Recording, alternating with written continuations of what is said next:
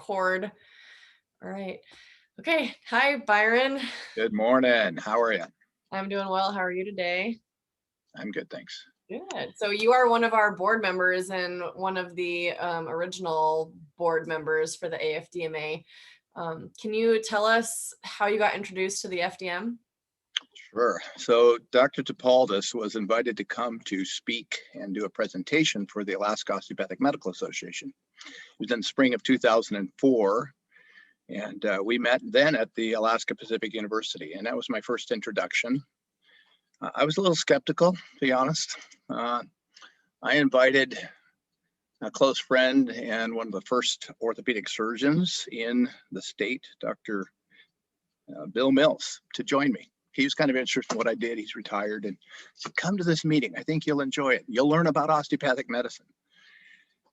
And then Dr. Tapaldas starts talking about things that I never heard of. And it was a little bit intimidating. I'm like, what? And already in the first hour, he's using terminology and phraseology that we've never heard. And I'm thinking, man, this is weird. And then realizing he doesn't have us as an audience. He says, sometimes it's just better to start a program like this by doing a patient demonstration. Okay. I'm still wondering what's going on. And he brings a patient that Ray Andresen had asked to come down from Palmer up in the valley. And he had never met this person. We had never met this person, but she had volunteered to come and be a demonstration model. And he brings her up to the front of the class. And he says, what can I do to help you? And if there's one thing I can do to help you, what would that be today? And she said, well, I have this pain here in my back. And she walked with a limp, that was obvious. And she went into other bunch of things. She said, no, but if that was the one thing, that if I can make a difference on that thing, you'd know that we made a difference. She said, yes, if you could take care of that, she said, that'd be great, because I've been to chiropractors, I've been to osteopaths, I've been to physical therapy, I've been to massage therapy. Her story was quite interesting. And he takes out the suction cup and puts it on her behind. And I'm going, oh Lord, I brought Bill Mills, the orthopedic surgeon, and he's putting a Chinese suction cup on this patient's backside. And I didn't even know what he's doing. And I was embarrassed. I frankly was embarrassed. Not only skeptical, now I'm embarrassed. And I'm thinking, no, we don't do that. We're real doctors. I mean, I grew up in Japan. I know about that stuff. I've traveled and I've seen it, but that's not what we do. We're osteopathic physicians. And this lady's walking back and forth, and he's explaining to us what a cylinder distortion is while she's walking. None of us had heard this terminology. And while she's walking, something is happening. Within 5 minutes, she's now walking normally. So much so that I'm more distracted watching her than I am listening to him about the cylinder thing, right? Yeah. And then he brings her back to the front of the group and says, so how do you feel? And she says, what did you do to me? He says, I haven't been able to walk like this since I was a nurse in nursing school. She was a 65-year-old nurse, by the way. I had post-polio syndrome. I had polio as a nursing student. I've not walked normally since nursing school. And then she goes, yeah, but what about the pain? And she goes, and the pain is gone. And she was really literally near crying. And I'm going, I don't know what I just saw, but I need to pay attention to this because that was weird. And so that was my introduction to the FDM. That was my introduction to Dr. Tapaldas. And he had my attention from that point on. That was in April of 2004. It was so impressive, those 3 days. I mean, literally, it changed my life. But we asked him to come back that summer. And he came back in 2005 and did another seminar for us for Acoma. And again, it got to me. Whatever he was doing, I needed to learn how to do that, because nothing I had done in osteopathic medicine before that was that effective. It was immediate. The results were right in front of you. So that was my story. And that's I tell that story when I give an interview and do the things. It was a little long, but it went from skepticism to embarrassment to incredulousness. And I'm still there. I'm incredulous. So every time I do a treatment and it's working, I know that it's supposed to work now. I'm more surprised when it doesn't work, but that's the FDM, and it changed my life. Right. What was your practice before? So what's your background, and what were you doing as practice before you were introduced? Well, I am an osteopathic family physician, and I was doing primary care, but I did a lot of OMT, probably about 50% of my practice involved OMT. I was still seeing hospital patients. I wasn't delivering babies to an OB anymore, but worked even in the hospital. And I did have a fair referral practice by then of people sending me patients because I had established that. But this changed my life. I can tell the rest of the story. He came back in 2005 for the international seminar, and we met folks from Germany. Georg Harar was there. Christoph Rosmi came, Dr. Tanaka, and Kohei Iwata came from Japan. And all these people were doing the FDM, and we're still novices. We're still like interested. Yeah. And it's this international group of people doing FDM with Dr. Tapaldas. And again, it changed my life. That summer, my mother-in-law was scheduled to have a total hip replacement. And I said, Mom, you need to come up here. You need to come and let him treat you, because she couldn't go up and down stairs very well. And she came, and in 30 minutes, he gave her hip back. She walked up and down the stairs.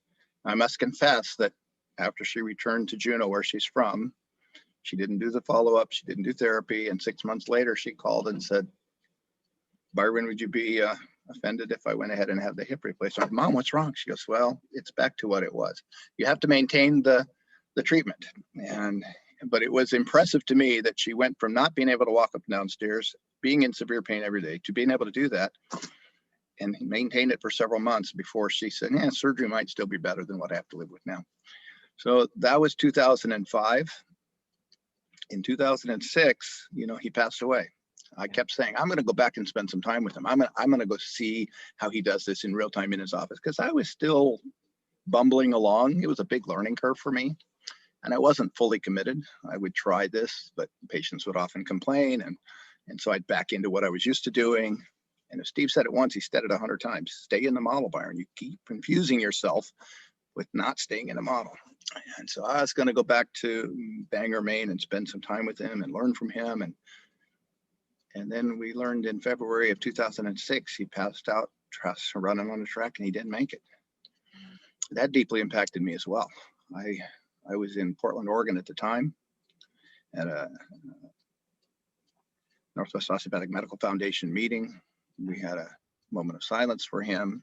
He was still in the hospital at the time, and he didn't make it. And I called my wife from Portland and said, I need to go to Bangor, Maine for a funeral. She goes, what? I said, no, Dr. Tapaldas deeply impacted my life. I need to go learn more about him, about his family, about his patients, about his community, because he's not here anymore, and I need to go. So I scheduled the next weekend and went to Bangor, Maine. I actually stayed with Marge and John. No, I didn't. I stayed in a hotel. Christoph Rosmi was there, some of the other folks that I'd met before. And it was at that funeral, it was that time, I realized this is my destiny. This is my future. If I don't take this up and do it seriously like he had asked us to do at the international meeting in 2005, it could die with him. The thoughts could die, the ideas could die. And I came home from that saying, I'm going to learn this. I'm going to do it. And I'm going to learn how to instruct in it the way he asked us to.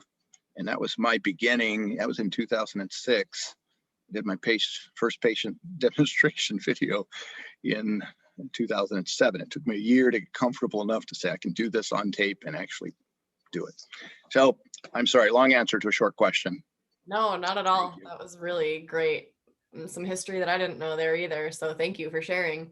How did you mentioned earlier that you grew up in Japan, so that probably ended up helping foster your relationship with those that are from Japan that were learning from Tapaldas. Can you tell more about kind of that relationship and how that evolved? Sure. I would have to say yes. I was a missionary kid and lived there for 10 years of my life, so I'm bilingual in Japanese.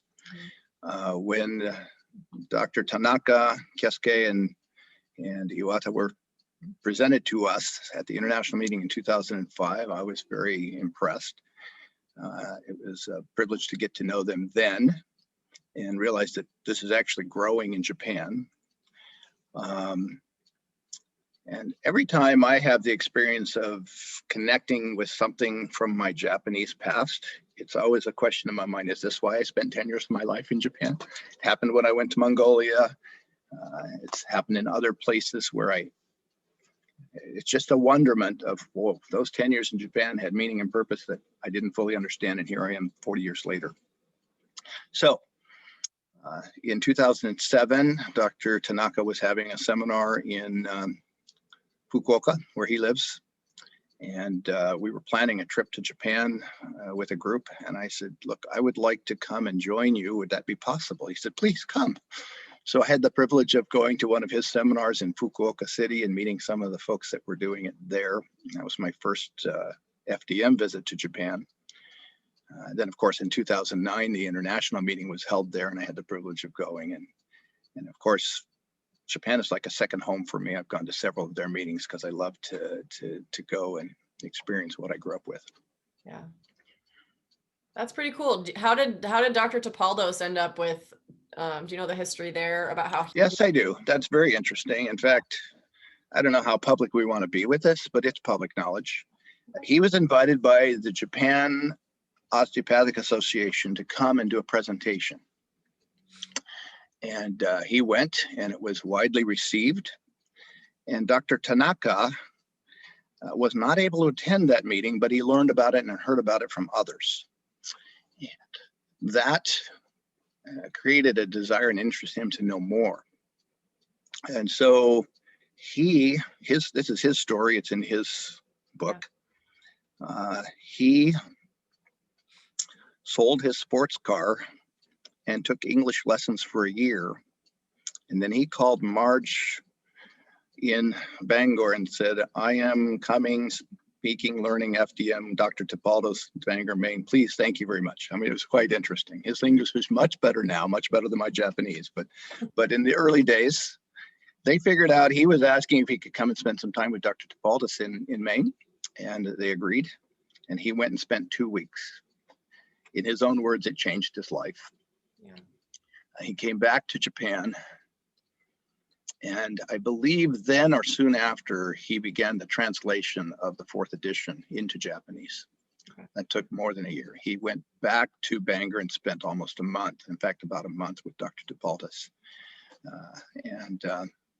So that connection brought a relationship with Steve and Dr.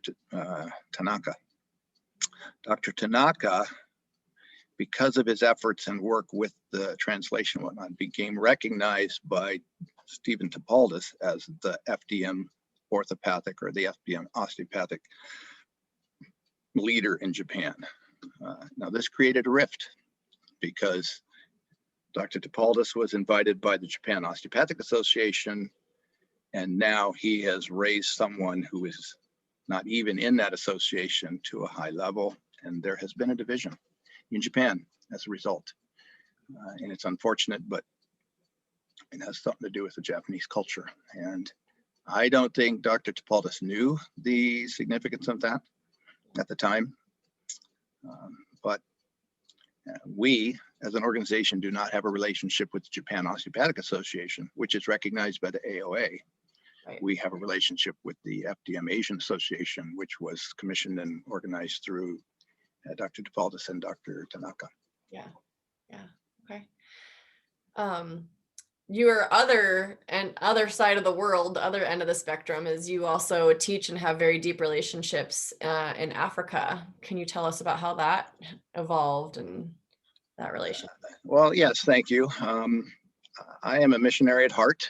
When I went into medicine, it was with the idea that I would do medicine as a medical missionary. And I've had that privilege. I've traveled to Mongolia 4 times. I've taught FDM in Mongolia with permission of Dr. Tanaka. Burkina Faso in West Africa is a place that our church has long established relationship with. And in 2008, we were invited to come and explore the possibility of doing something medical in that country. We had schools, we had churches, we had wells. We had not done anything clinical with medicine. I met Dr. Isawa Drago, who has a clinic hospital there. He's a medical doctor, MD, and we connected. But in his practice was a kinesiologist, Dr. Diallo, as Eddie Diallo, who had just completed his training at the physiotherapy school in Cotonou, Benin. And now he's back in his country in Ouagadougou in Burkina Faso, and he is now working for Dr. Issa. Timing is important. I won't go into the details of that, but I had the privilege of working for a week in Dr. Issa's hospital with Dr. Diallo. Mm-hmm. And being physiotherapy, it connected very well with what we do in the FDM. Yes. And I learned from him and he learned from me. And at the end of that week, he said, if there any way you can teach us how to do this, this will change the way we do medicine in our country, which was an invitation to me. Absolutely. You may have seen the fracture treatment video I have of the ankle. Yes, yes. I showed that video there. I've showed that video around the world. It's a rock star video. It's the first one I ever did. Yeah. And when that patient is jumping up and down on their fractured ankle, there's a wow factor to that. I mean, the audience, when I showed among physicians, there's a gasp and, yeah. Oh, and then there's he shouldn't be doing that type of thing. But the point is, with FDM, you can treat that kind of stuff effectively and in a way that none of us had ever seen before, obviously. So he asked if it was possible to train further. And I said, well, I'll tell you what, I'll send you what I have. And I came home, sent him in the French language, a 32-page document that Dr. Tapaldas had created when he went and taught in France. And I went back a year later, and with that little bit of time we spent together and a little documentation on the different distortions in French, Dr. Diallo was doing FDM effectively. This changed my mind. It's like, whoa, I can't teach OMT in 1 week sessions. Right. I gave the idea, and this I believe is Dr. Tapaldas' greatest gift to us, to stay in the model. He taught us the model is to model, and the patient is the expert, and they intuitively know what needs to happen to get better. And all we have to do is follow what they're showing us, and you're going to make a difference. He got that, and he's doing it, treating effectively. So that was my introduction to Africa. I've been there 7 times now, 8 times, 3 different countries, and the FDM is expanding and growing there. What a privilege, what an opportunity, and what a blessing for me personally. Absolutely. Yeah. It's been really fun. You know, I think we all obviously missed the opportunity to be in Japan this last fall, but the prior congresses and opportunities to have that international collaboration, you know, I think Africa usually is able to get somebody to attend many of our international seminars. And it's just really great to see how powerful it is for them over there, you know, to have something that they don't need tools or medications shipped in and to get low supply. They just need hands, thumbs, you know. And it works. Yeah. And it works effectively, for sure. Absolutely. Yeah. What do you think, you know, I think you already kind of touched on it, but just to ask a little more specifically, what do you think is one of the really big strengths of the model of FDM as a model? In the slide deck, and you're aware of this, the one slide that stood out to me initially and continues to be the thing that makes the most sense, the results of treatment. They're immediate. It's either better or it's not. You can't fool the patient. Yeah. They're objective. It's not kind of, sort of, maybe. It's really better or it's really not. They're obvious. You don't have to wonder if you made a difference or not. You can see it on the face of the patient when you're done with it. They are measurable, i.e., I already said measurable. I lost the slide. I don't have the slide in my mind. They are predictable. Predictable is the next one. And it means that if they show you this line, it's predictable that every time you show that line, you can treat it and it's going to have the same effect. Predictable and reproducible over and over again. It's the same thing. And I have now traveled, as I said, in many countries, and the body language is the same. Verbal language can be a little different, and some of it I don't even understand. That's trigger band. I got it. That's a key. I got it. But even not knowing their language, the body language is universal. And so the results being immediate, measurable, obvious, I know if I've made a difference right then. And the patient knows that you've made a difference right then. Their knowing, that internal knowing, both consciously and unconsciously, is most powerful thing about the model that I have. Yeah. Nothing in my practice had ever been like that before. In fact, when a patient said, oh, that's better, I often thought, it's not supposed to be better yet. It takes a week or 2 to recover from what I just did. In the model, if it's not better before they leave, I have big questions about what's going on. Yeah. And to kind of go the opposite direction, what do you feel is a weakness of the model? Do you feel like there's any weaknesses to this model? The model speaks for itself. It does. The weakness that I believe I suffer and we suffer as an organization is the lack of research to document what it is that we have many hundreds, thousands of N's of one. I have multiple videos of treatments before and after that are like rock star videos. But I don't have case studies with large groups the way we do science and have to, enroll people and have to have blinded, et cetera. It's hard to get that kind of study done. So our weakness is in how medicine measures success. And the model, success in the model is the patient is better or they're not. Who determines success in the model? The patient does. Yeah. And I will be honest and tell you that 10 years from now, what we thought was successful today is probably not successful tomorrow in regular medicine.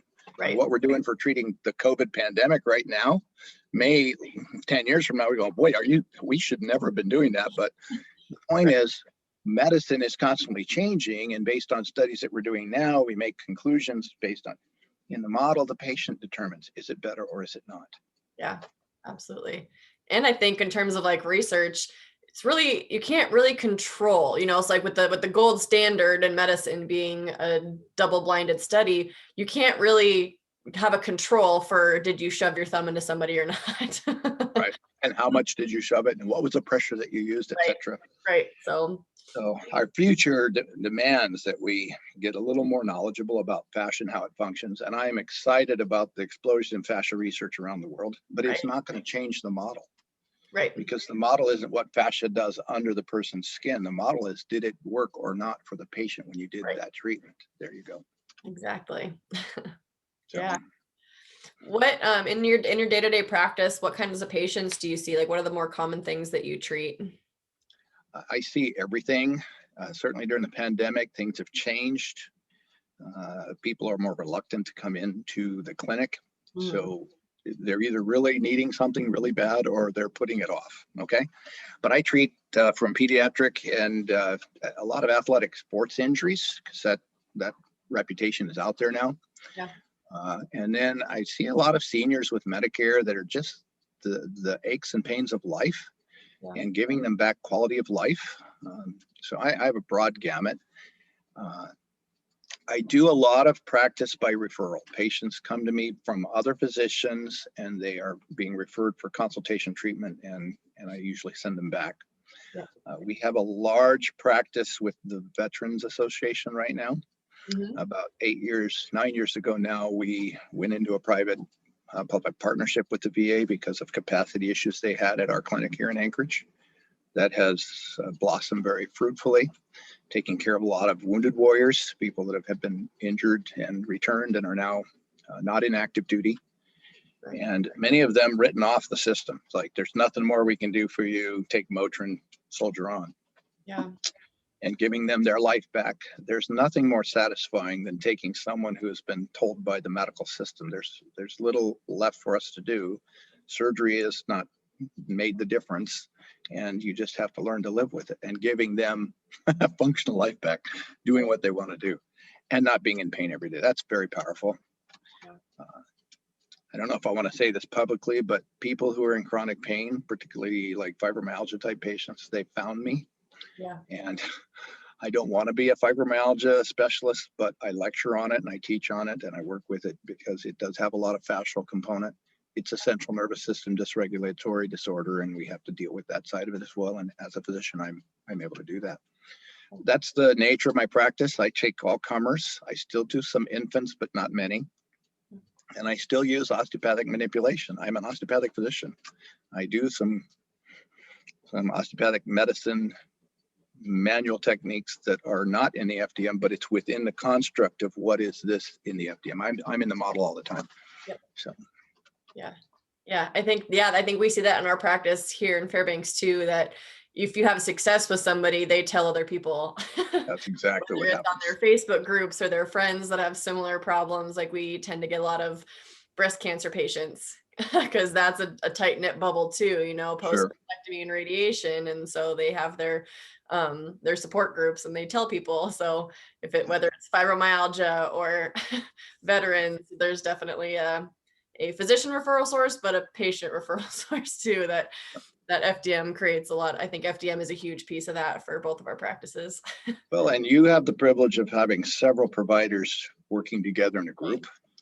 We have 2 or 3 providers here in Anchorage that use the FDM, and we network, but I'm working in the clinic alone. So it's a pretty heavy volume of just FDM practice. 90% of my practice is now FDM. Right. For the most part, and I'm not doing much primary care at all. No more hospital work.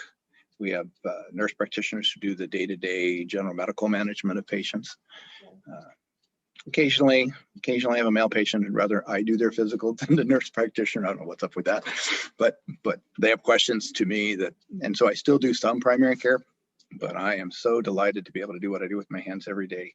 Yeah. As I said, it changed my life, and I have the privilege of traveling and doing this kind of stuff around the world. It's very fulfilling. I am I'm 64 now. People are often asking, when do you think you'll retire? And I'm like, why would I do that? I mean, I'm having way too much fun, and it's not work when you're having fun. I love what I do. Yep. And I'll keep doing it till I can't do it anymore, because I just love doing it. Yeah. That's really great to hear. Is there anything, I'm trying to figure out how I want to word this. If you wanted Stephen Tapaldas to know something about how FDM is in the world right now, what do you hope that he knows, or what would you tell him if he were here? I pondered that more than once. Steve left some pretty specific instructions, if you will, when he was with us in 2005 about what he proposed and envisioned for the FDM. And one of those was that it needed to become medicine 101 and be spread around the world and used effectively, so that every person coming to an emergency room with a sprained ankle would leave walking without pain, without splints, without crutches. He said, we have a long way to go. And here we are 20 years later, and we still have a long way to go. Yeah. So I believe that Dr. Tapaldas would be pleased with the way that the FDM has spread internationally. He also was concerned that it be preserved in its original form, that it not be watered down with other methods, with other ideology, etc. He was very strong on that. I believe Dr. Tanaka would say protect the FDM. And he was concerned about it getting mixed with other processes or other concepts that didn't work in the model or didn't stay in the model. And I believe he would be proud that that's really what we've done through the FDM, an international organization, FDM Go. The level and quality of training for instructor is superb. And if you learn FDM in Europe or in Japan or in the United States, and in the future in Africa, you will learn FDM the way Dr. Tapaldas taught it. I think he would be pleased and honored by that. I think he would be a little embarrassed that we talk about him the way we talk about him, but he's the founder of an organization and really of an idea that has changed so many hundreds and maybe thousands of people's lives. So I would tell him, well done, Steve. I didn't want you to leave when you did, but it made me come to the table and do what you asked me to do before I was afraid to even step up to it. So that's great. Byron, thank you so much. Is there anything else? What do you hope to see for the future of AFDMA and FDM in the world? What are kind of some of the goals that you have? I have the same goal Steve left us, that we get it, primary care medicine. It should be everywhere, preserve it in terms of what it is and how it functions, and that it grows. We should still be looking for that 7th distortion. 20 years later, I haven't found it, but we're finding subtypes within the distortions he already acknowledged. And I think research may help with that, but mostly it's taking care of patients is how the model develops. So